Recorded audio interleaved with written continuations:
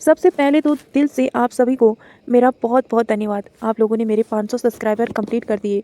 उसके लिए मैं आपका जितना शुक्रिया करूं उतना ही कम है। सो दोस्तों, बहुत बहुत बहुत धन्यवाद।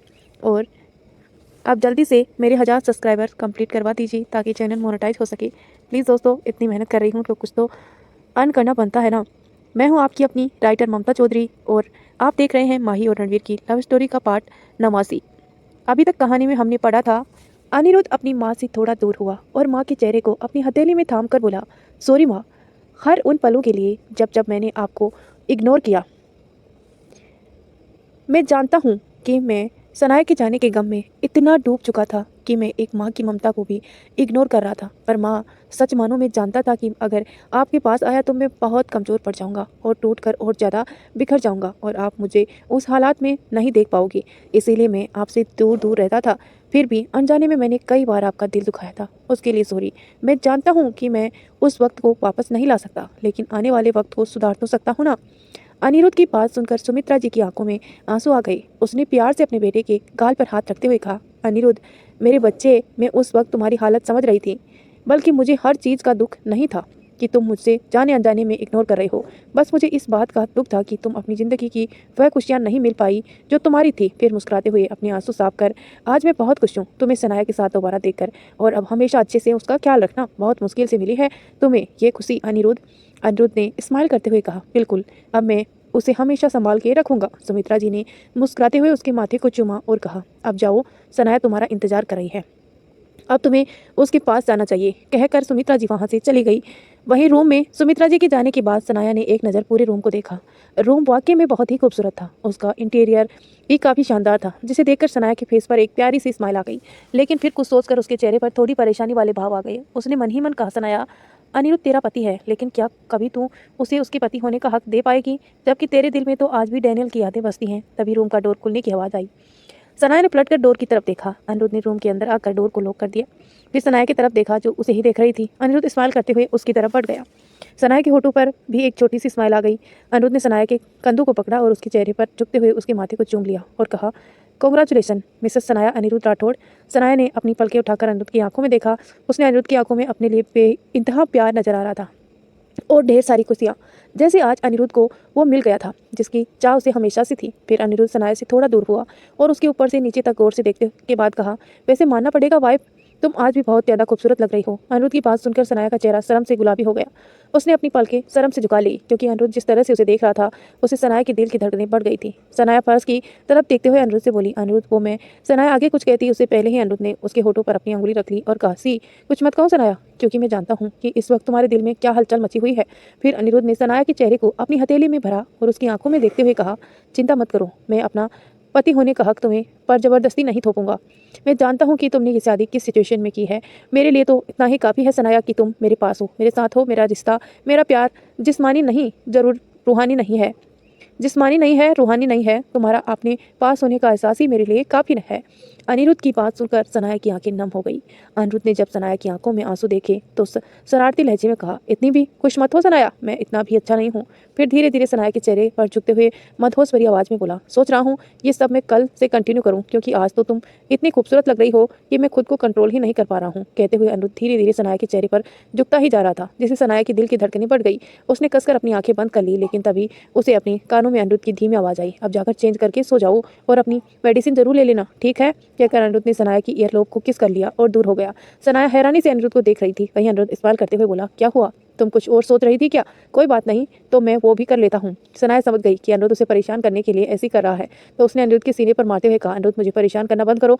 अनिरुद्ध ने हंसते हुए वॉशरूम की तरफ जाते हुए कहा, अब तो पूरी जिंदगी तुम्हें परेशान करना है, मुझे इसकी आदत डाल लो सनाया बेबी। कहकर एक बार फिर सनाया की तरफ पलटा और उसे देखकर अपनी एक आइस फिलिंग करके वापस पलटकर वॉशरूम में घुस गया। दूसरा दिन रणवीर एक मीटिंग अटेंड कर अपने केबिन में लौट ही रहा था कि उसे रुद्र अपने केबिन में बैठा हुआ नजर आया। रणवीर ने एक नज़र रुद्र की तरफ देखा और फिर अपने चेयर पर बैठते हुए पूछा, रुद्र, क्या हुआ, तुम यहाँ, कोई ज़रूरी काम था क्या? रुद्र रणवीर के से कुछ कहता उससे पहले ही एक बार फिर केबिन का डोर ओपन हुआ और माही का एक फाइल पकड़े हुए अंदर आई। माही ने रुद्र की तरफ देखा और स्माइल करते हुए अपना सिर हिलाया। बदले में रुद्र ने भी माही को देखकर स्माइल की।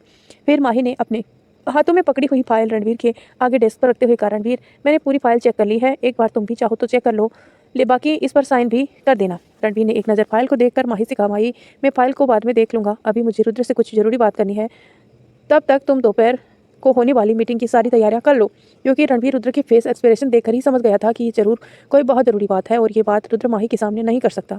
रणवीर की बात सुनकर माही ने भी कहा, ठीक है तो बाद में इसे देखकर साइन कर देना, मैं बाद में आकर फाइल ले जाऊंगी, फिलहाल मुझे अभी और भी ज़रूरी काम है तो मैं चलती हूँ, कहकर माही केबिन से बाहर निकल गई। माही के जाते ही रणवीर ने रुद्र की तरफ देखा और पूछा, बोलो क्या बात करनी थी तुम्हें।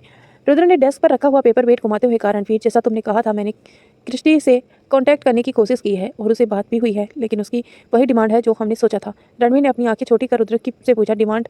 कौन सी डिमांड? रुद्र ने स्माइल करते हुए कहा, तुम चाहिए रणवीर। रुद्र की बात सुनकर रणवीर अपने दांत पीसते हुए बोला, उसने क्या मुझे कोई चीज़ समझ रखा है कि डिमांड कर लिया मैं उसको मिल जाऊंगा, उसे गोली ना मार दूंगा मैं। उसने सोचा भी कैसे ये सब। रणवीर ने इस तरह से भड़कते देखकर रुद्र ने उसे शांत करते हुए कहा, रिलैक्स रणवीर, ऐसे गुस्सा करने से हमारा काम बिगड़ जाएगा और हमें उस क्रिस्टी की ज़रूरत है, तभी तो हम उस अस्तव राणा की सेक्रेटरी के बारे में जान पाएंगे ना। और तुम्हें तो जानते हो कि क्रिस्टी ही सबसे ज़्यादा अस्तव राणा के करीब है और उससे हमें काफ़ी कुछ इन्फॉर्मेशन मिल सकती है, इसीलिए ठंडे दिमाग से सोचो। रणवीर की फेक स्माइल के साथ कहा, तो इन्फॉर्मेशन के चक्कर में तुम क्या चाहते हो कि मैं उसकी डिमांड पूरी करूँ? इतने भी बुरे दिन नहीं आए हैं मेरे। अपने आदमी से कहो उसे उठाने के लिए, फिर हमारी गर्ल्स दो झापड़ से उसे सब उड़वा लेंगी।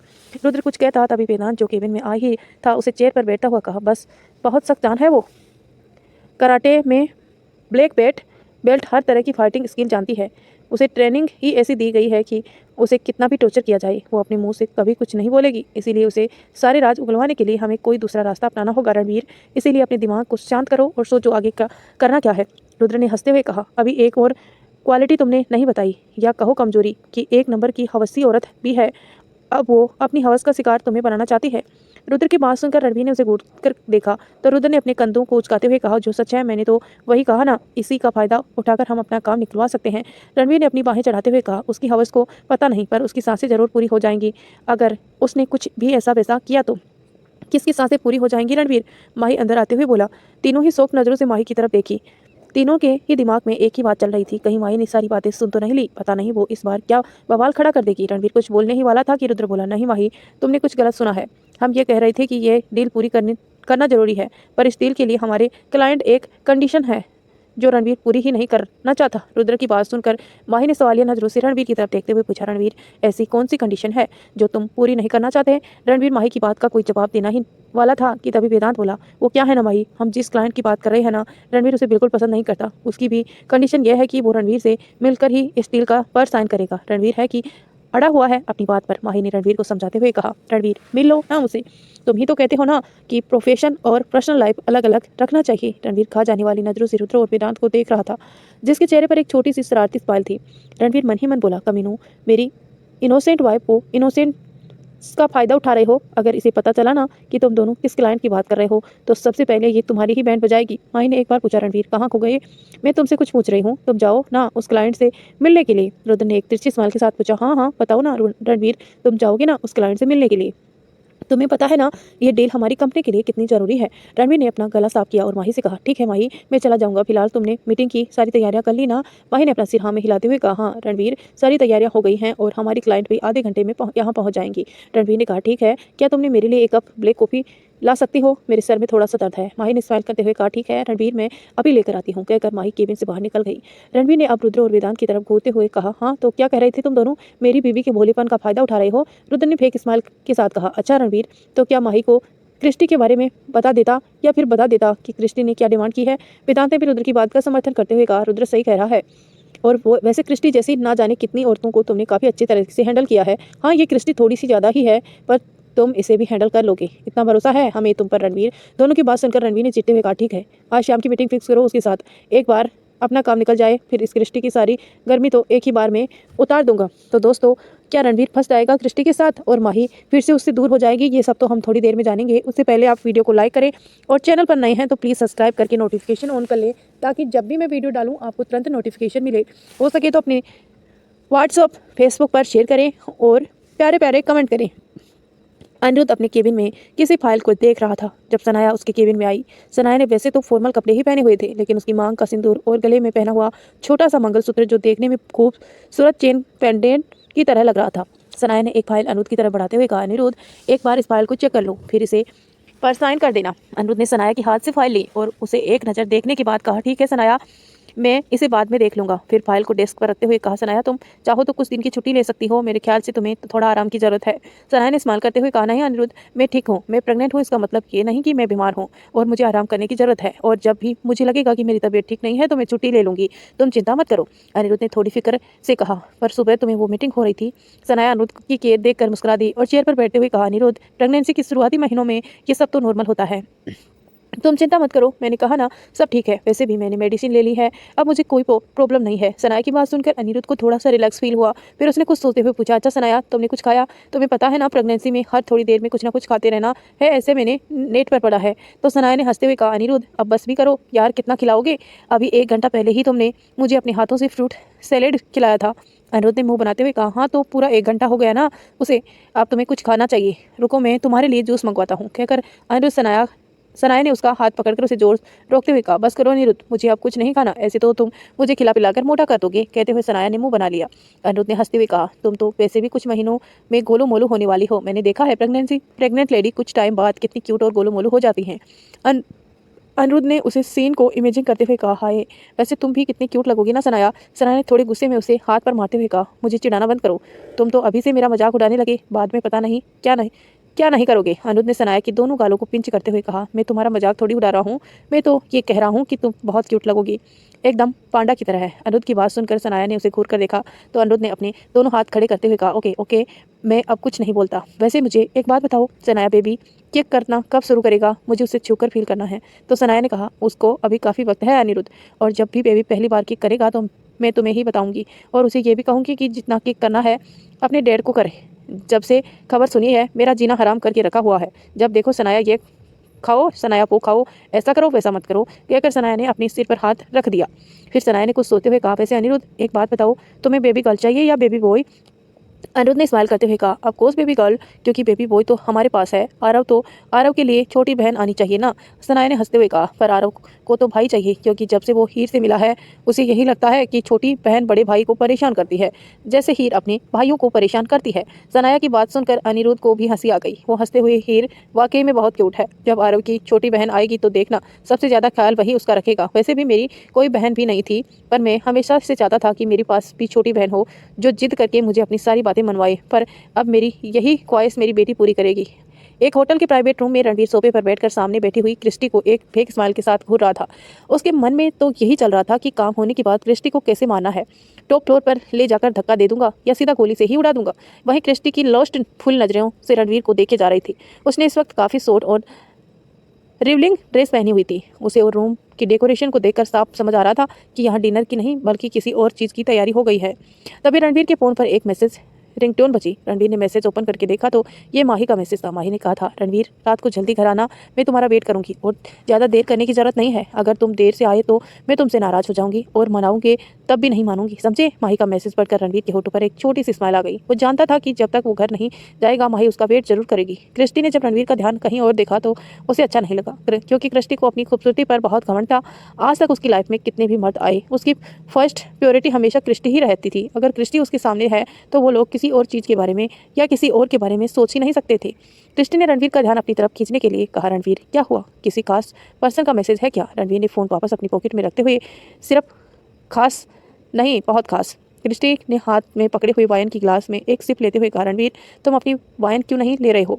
रणवीर ने एक नज़र सामने रखी ड्रिंक की तरफ देखा और फिर क्रिस्टी की तरफ, फिर ड्रिंक का गिलास उठाकर एक सिप लेते हुए कहा, क्रिस्टी तुम्हें नहीं लगता कि हमें यहाँ काम की बात पर ज़्यादा फोकस करना चाहिए? क्रिस्टी ने एक साथी स्माइल के साथ कहा, काम की बात भी हो जाएंगी रणवीर, पहले मेरी कंडीशन तो पूरी हो जाने दो। कहते हुए क्रिस्टी ने वाइन की एक सिप ली और उसकी नज़रें पूरी तरह से रणवीर पर ही जमी हुई थी।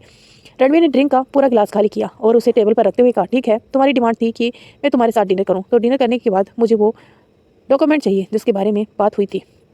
किसने वाइन का गिलास टेबल पर रखकर एक कातिलाना स्माइल के साथ कहा, शायद तुमने मेरी कंडीशन पूरी तरह से समझी नहीं। मैंने कहा था कि जब तुम मुझे मिलोगे, मतलब जब तुम मेरे साथ नाइट स्टैंड करोगे, तब मैं तुम्हें वो डॉक्यूमेंट दे दूंगी। रणवीर ने कुछ सोचकर अपनी एक आईब्रो चढ़ाते हुए कहा, और मैं ये कैसे भरोसा कर लूँ कि उसके बाद मुझे वो मिल जाएगा? कृष्ण ने एक तिरछी स्माइल के साथ कहा, ठीक है, तो तुम्हें इतना यकीन भी दिला देती हूँ। कहकर क्रिस्टी अपनी जगह से उठी और कबर्ड से एक फाइल निकालकर उसे सामने टेबल पर पटकते हुए कहा, ये रही वो फाइल जो तुम्हें चाहिए। रणवीर ने एक नज़र उस फाइल को देखा। वो फाइल पासवर्ड लॉक थी। रणवीर जानता था कि अगर वो इस फाइल को ले भी जाता है और बिना पासवर्ड के उस फाइल को फोर्सफुली खोलने की कोशिश भी की तो अंदर रखे सारे डॉक्यूमेंट्स डैमेज हो जाते हैं, जिससे वो जो कुछ भी आस्तव राणा के बारे में जानना चाहता है नहीं जान पाएगा। रणवीर ने जैसे ही उस फाइल को उठाने के लिए अपना हाथ आगे बढ़ाया तभी रणवीर को अपना सिर भारी सा महसूस हुआ।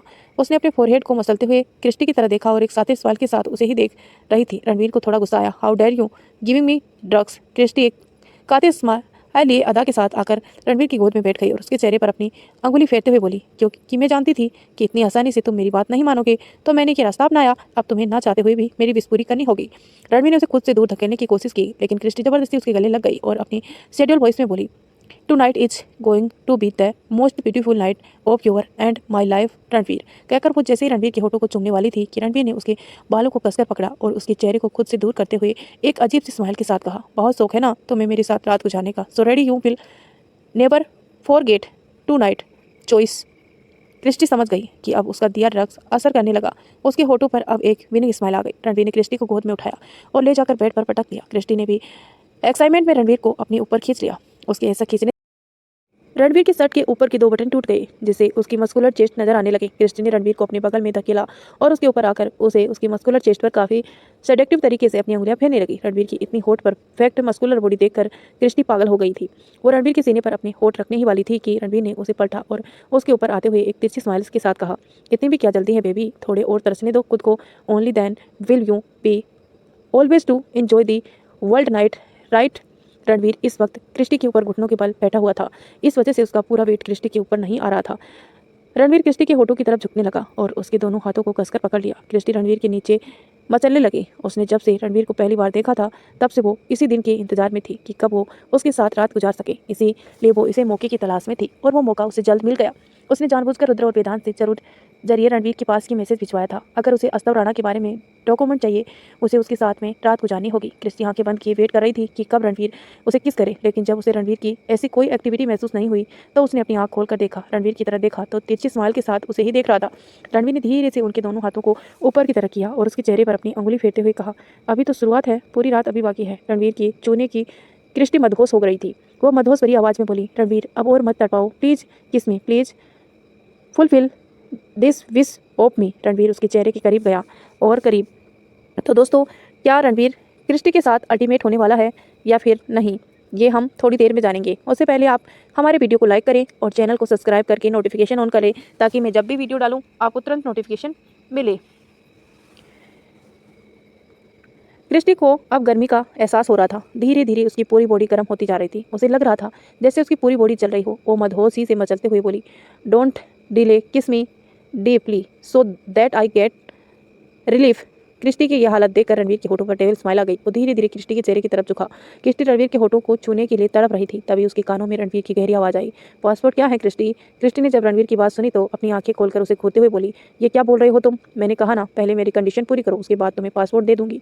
रणवीर ने हंसते हुए कहा, look at yourself, choice you think you deserve to have any king of quietness out now coldness right now.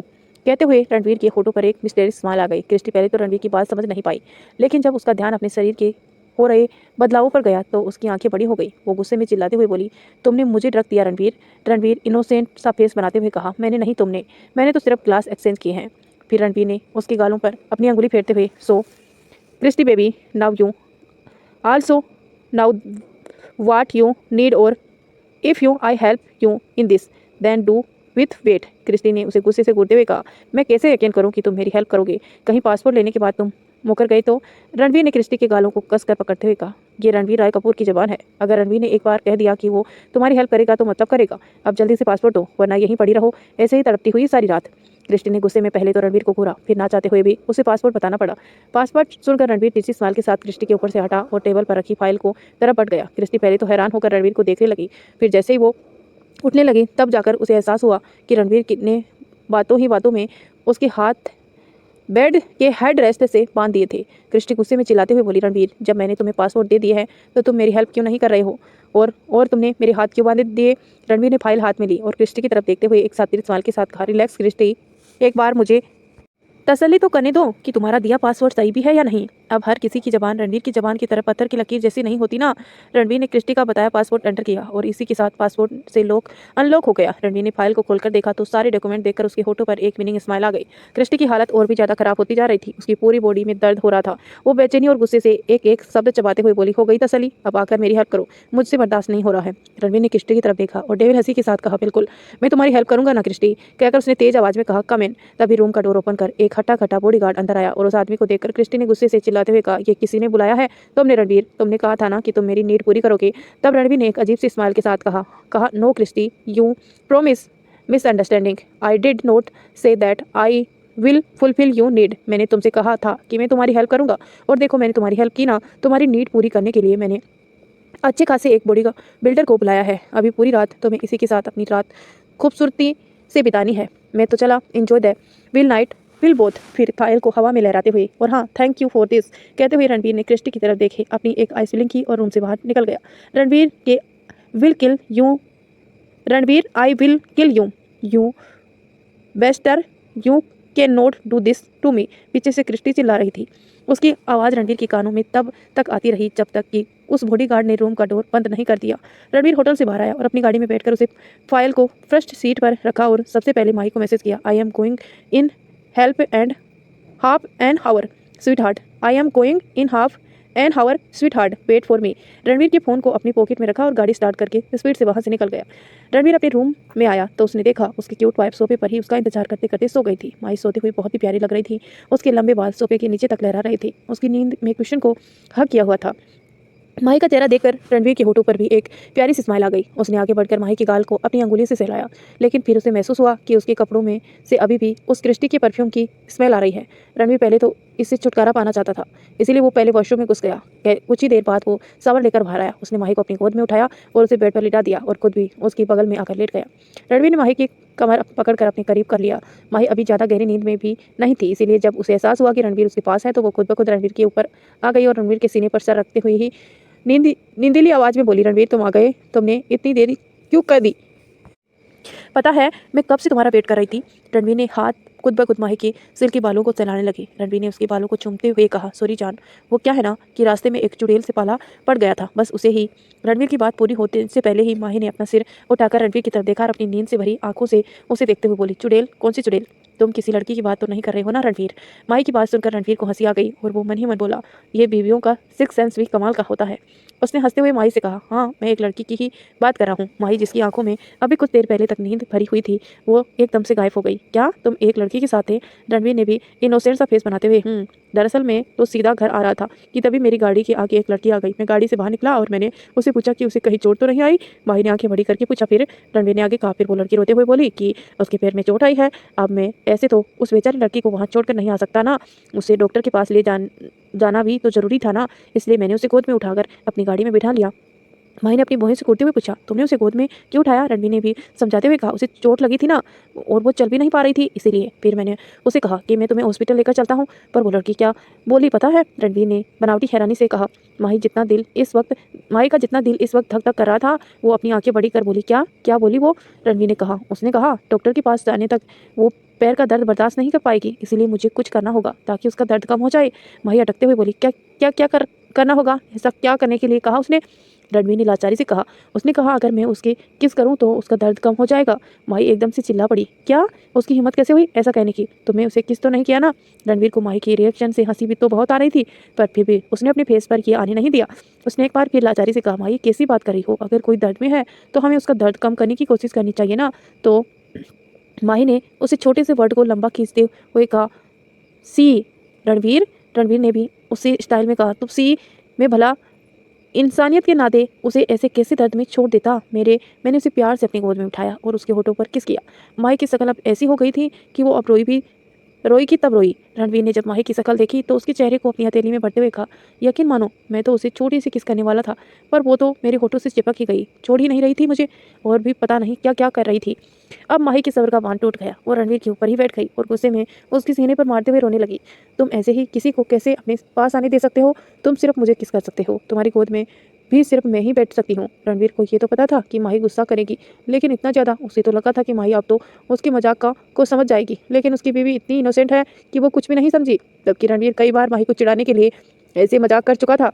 माही रोती भी जा रही थी और रणवीर के सीने पर मारती भी जा रही थी। तुमने उसे किस क्यों किया? तुम मेरे साथ ऐसे कैसे कर सकते हो? मैं यहाँ तुम्हारा इंतजार कर रही थी और तुम किसी और के साथ। रोने की वजह से माही बोली भी नहीं पा रही थी। रणवीर ने हंसते हुए कहा, माही यार मैं मजाक कर रहा हूँ। पर माही थी कि सुनने को तैयार ही नहीं थी। वो तो बस एक ही बात बोलते हुए रोई रही थी। तुम ऐसा कैसे कर सकते हो रणवीर? तुम बहुत बुरे हो। तुम तो सिर्फ मेरे हो ना, फिर तुम किसी और लड़के को किस कैसे कर सकते हो? रणवीर माही को लेकर पलट गया। माही उसके नीचे थी और रणवीर उसके ऊपर। रोने की वजह से माही का चेहरा लाल हो गया था। रणवीर को ये तो पता था कि माही उसे लेकर बहुत पॉजिटिव है, पर इतनी ज़्यादा पॉजिटिव है उसे ये नहीं पता था। पर कहीं ना कहीं रणवीर को ये अच्छा भी लग रहा था। तो दोस्तों, अभी तक आपने लाइक नहीं किया है, कितने कंजूस बनते जा रहे हैं आप। प्लीज़ लाइक कर दीजिए, चलो जल्दी से लाइक करो, और प्यारा सा कमेंट भी। माही की घनी लंबी पलकें आंसू से भीगी हुई थी। रोने से उसकी आंखें हल्की गुलाबी हो गई थी, जिससे उसकी आंखें बहुत ही ज़्यादा खूबसूरत लग रही थी और उसमें समाई मासूमियत। रणवीर को माही पर इतना प्यार आ रहा था कि उसका मन हुआ कि वो माही को हमेशा अपनी बाहों में भर कर रखे और उसे ढेरों प्यार करे। उसने प्यार से माही की पलकों को चूमते हुए कहा, तुम्हें इतना वक्त हो चुका है मेरे साथ रहते हुए, क्या तुम अभी तक मुझे नहीं समझ पाई माही? तुम सोच भी कैसे सकती हो कि मैं तुम्हारे अलावा किसी और के करीब जा सकता हूँ या किसी और को अपने करीब आने दे सकता हूँ? तो माही ने सुबकते हुए कहा, तुमने ही तो बोला था कि तुमने उसे किस किया। रणवीर ने हंसते हुए माही के गुलाबी होठों पर एक लाइट किस करते हुए कहा, तुम पूरी बुद्धू हो, मैं तो तुम्हारे साथ बस मजाक कर रहा था। क्या तुम अपने पति को नहीं जानती हो? रणवीर को हमेशा माही की चाहत है, इसके अलावा उसे और कोई नहीं चाहिए। माही को अब जाकर समझ आया कि रणवीर ये सब उसे परेशान करने के लिए कह रहा था। अब माही अपने होठों पर पाउच बनाते हुए बोली, रणवीर तुम्हें क्या मजा आता है मुझसे परेशान करने में? फालतू में मुझे इतना सारा रुला दिया। रणवीर ने प्यार से माही के गालों को चूमते हुए कहा, तो तुमसे किसने कहा था रोने के लिए? क्या तुम्हें मेरे मजाक समझ में नहीं आते हैं? मैं तो पहले भी कई बार ऐसे मजाक करता रहता हूँ ना तुम्हारे साथ, तो फिर तुम रोई क्यों? माही ने मुंह बनाते हुए रणवीर के सीने पर हाथ रखकर उसे खुद से थोड़ा सा दूर करने की कोशिश करते हुए बोली, तुम भी ना अब मुझसे दूर हटो, तुम हमेशा मुझे ऐसे परेशान करते रहते हो।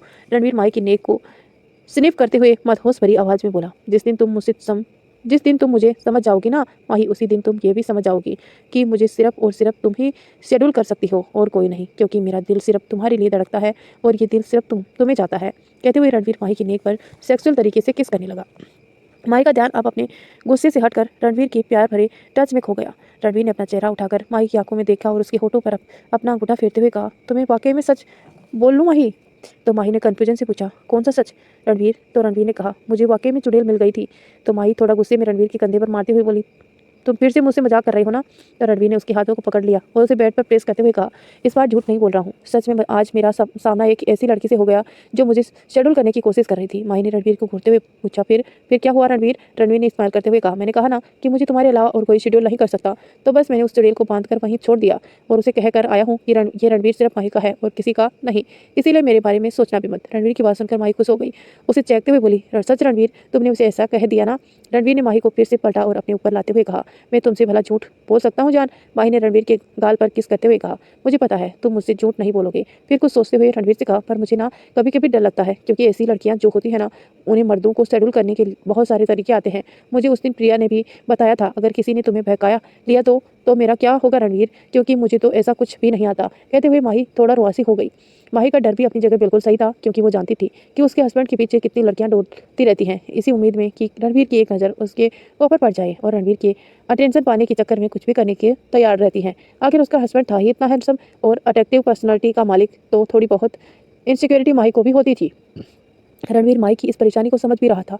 रणवीर ने माही के बालों को कान के पीछे करते हुए कहा, माही मैंने तुमसे प्यार किया है। प्यार का मतलब समझती हो ना, जिसमें आप अपनी रूह जिस्म सब कुछ अपने प्यार के नाम कर देते हैं। अब मेरा खुद पर इतना हक नहीं है जितना अब तुम्हारा मुझ पर है। मेरी हर फीलिंग पर, मेरी रूह पर, मेरे जिस्म पर, मेरे हर एहसासों पर सिर्फ माही का नाम लिखा हुआ है। कहते हुए रणवीर ने माही का सिर अपने सीने पर रख लिया और प्यार से उसके बालों को सहलाते हुए बोला, और तुम ऐसे क्यों समझती हो कि तुम किसी से कम हो? तुम उन लड़कियों से कई गुना ज़्यादा बेटर हो जो सिर्फ मर्दों को शेड्यूल करने के लिए अपनी पर्सनालिटी का सहारा लेती हैं। जो ब्यूटीफुल इज नेचुरल, जबकि तुम तो वो हो जो बनना हर किसी की बस की बात नहीं होती है। तुम्हारे अंदर एक प्योरिटी, एक मासूमियत और तो और आज जो बरकरार है, और तो और आज तक बरकरार है, और मुझे तुम्हारे दिल से प्यार है।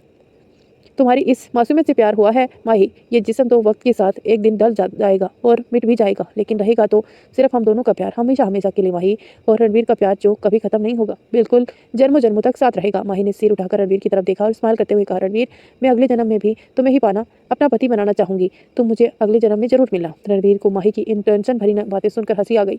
उसने प्यार से माही के गालों को पिंच करते हुए कहा, ओके मेरी जान, अगला जन्म ही क्या, मैं तो हर जन्म में तुम्हें मिलूंगा और तुम्हें अपना बनाऊंगा। आखिर मैंने हर जन्म में तुम्हें परेशान करने की कसम जो खाई हुई है।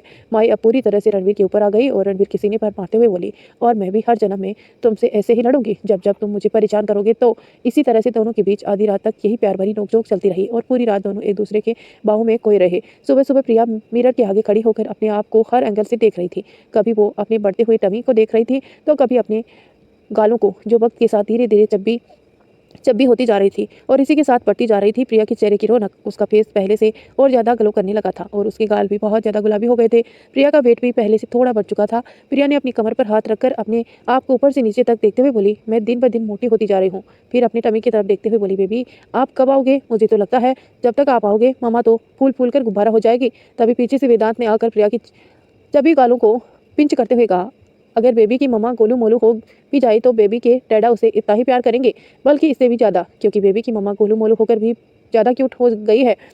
कहकर वेदांत ने प्रिया के गालों पर किस किया और उसके कंधे पर अपना सिर टिका लिया और अपने दोनों हाथ प्रिया की टमी पर रखते हुए कहा, बेबी तुम्हारे आने का वेट तुम्हारे डैड को भी बेसब्री से है, मुझे भी देखना है तुम किस किस पर जाते हैं, अपनी मम्मा पर या अपने डैडा पर। प्रिया ने मुंह बनाते हुए वेदांत की मिरर में से ही देखते हुए कहा, ऑफ कोर्स बेबी मुझ पर जाएगा, तुम पर नहीं, समझे? मैं रोज इसे यही कहती हूँ और ये मेरी ही बात मानेगा, तुम्हारी नहीं। वेदांत ने प्रिया को पलटकर अपनी तरफ किया और उसके कंधे पर हाथ रखते हुए पूछा, क्यों? वो तुम्हारी बात ही क्यों मानेगा? वो मेरा भी तो बेबी है ना, तो मेरी भी तो बात मानेगा। वेदांत की बात सुनकर प्रिया ने सोचते हुए कहा, ठीक है, वो 65% 75% बातें मेरी मानेगा, सिर्फ 25% बातें तुम्हारी। वेदांत ने अपनी आइस रोल करते हुए कहा, ठीक है, मेरे लिए इतना भी चलेगा। तभी प्रिया ने अपने पेट पर हाथ रखा और उसके मुंह से हल्की सी आ निकली, आउच। वेदांत ने एकदम घबराते हुए प्रिया की टमी पर हाथ रखते हुए पूछा, क्या हुआ? प्रिया के फेस पर एक स्माइल आ गई। उसने वेदांत का हाथ सही तरीके से अपनी टमी पर रखते हुए कहा, वेदांत फील करो, हमारे बेबी ने पहली बार मुझे किक किया है।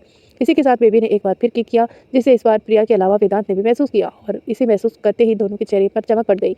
वेदांत को सोते हुए घुटनों के बल प्रिया के सामने बैठ गया और अपने कान प्रिया की टमी पर लगाते हुए कहा, बेबी बस मारो please please, baby one more baby. लेकिन जब कोई हलचल नहीं हुई तो बेबी। वेदांत ने सिर उठाकर प्रिया की तरफ देखा और हुई कहा, ये अब किक क्यों नहीं कर रहा है? प्रिया ने हंसते हुए कहा, बेबी डैडा चाहते हैं कि तुम एक बार किक करो, please do this one more time.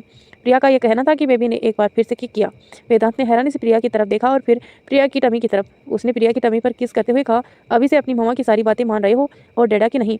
एक बार बाहर आओ, फिर मैं तुम्हें बताऊंगा कि वेदांत राठौड़ की बात मानने का क्या नतीजा होता है। जूनियर वेदांत राठौड़। वेदांत वापस खड़ा हुआ और प्रिया से कहा, अभी से तुम्हारे मेरे बेबी को अपनी तरफ कर लिया? प्रिया ने बड़े एटीट्यूड से कहा, पूरे दिन बेबी से बातें करती हूँ, इसीलिए वो मेरी बातें सुनता है और समझता भी है। अब तुम्हारे पास तो वक्त ही नहीं है ना मेरे लिए और ना ही हमारे बेबी के लिए, तो भला वो तुम्हारी बातें क्यों सुनेगा? प्रिया की बात सुनकर वेदांत को भी रियलाइज हुआ कि पिछले काफ़ी दिनों से वो काम में इतना बिजी हो गया है कि प्रिया का पूरा वक्त दे ही नहीं पा रहा है। कई बार वो लेट नाइट घर आता है, तब तक प्रिया सो जाती है। वेदांत ने अपने कान पकड़ते हुए कहा, सॉरी स्वीटहार्ट, पिछले काफ़ी वक्त से बहुत ज़्यादा बिजी था ना, तो तुम्हें टाइम दे नहीं पाया। तो प्रिया ने वेदांत के गले में बाहें डालते हुए कहा, तो फिर आज का पूरा दिन मेरे साथ बिताओगे? वेदांत ने भी स्माइल करते हुए प्रिया के फोरहेड को चूमते हुए कहा, ठीक है स्वीटहार्ट, आज का पूरा दिन तुम्हारे नाम और हमारे बेबी के नाम। वेदांत ने इतना कहा ही था कि बेबी ने एक बार फिर किक किया। प्रिया ने पहले हैरानी से अपनी टमी की तरफ देखा और फिर हंसते हुए कहा, वेदांत हमारा बेबी भी इस बात में बहुत खुश है, उसने मुझे फिर से किक किया। वेदांत ने हंसते हुए प्रिया की टमी को सहलाते हुए कहा, अपनी फैमिली के लिए कुछ भी करेगा ये वेदांत राठौड़। तो दोस्तों, आप क्या करने वाले हैं अपनी फैमिली के लिए, ये हमें कमेंट करके बताइए और वीडियो को लाइक नहीं किया है तो प्लीज़ लाइक करें और चैनल पर नए हैं तो प्लीज़ सब्सक्राइब करके हमारे सब्सक्राइबर की काउंटिंग के नंबर बढ़ाइए। धन्यवाद दोस्तों, यहाँ तक बने रहने के लिए। मिलते हैं नेक्स्ट पार्ट में।